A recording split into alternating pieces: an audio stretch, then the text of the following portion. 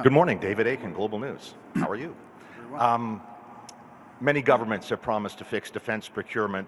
I'd like to get you, you've announced some methods you're saying.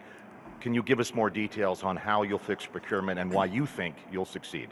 I think the, thank you for asking a process question, because sometimes at the core of government, we really do, in fact, all times, we need to distinguish between announcements and what actually happens and how you actually get results. So this is very much, a lot of this is about process.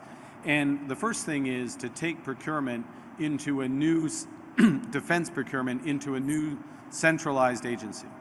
So that there's a focus on delivering the security that Canadians need with the equipment that we need, to provide that agency with greater powers and flexibility so that there are exceptions, for example, with respect to the level of competition that's required in terms of defense contracting, speed with which contracts can be struck, integration and a priority put on Canadian suppliers and Canadian supply chain that's going to deliver it, and then as well integrating, and this is one of the points I made towards the end, and this is, I think, very important, integrating with the new approach that's being developed in Europe, in the European Union, so-called Rearm Europe. It may be rebranded, but Rearm Europe, which is a major defense initiative.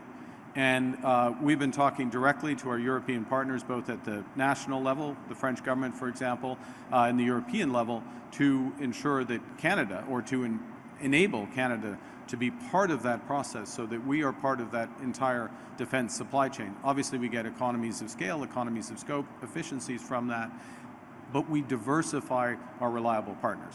So there's change to process in terms of speed, scale, expertise, and there's change to the relationships in terms of, or there's development of relationships with new, very large, reliable partners that we come through. Follow-up? Campbell Clark, the Globe and Mail.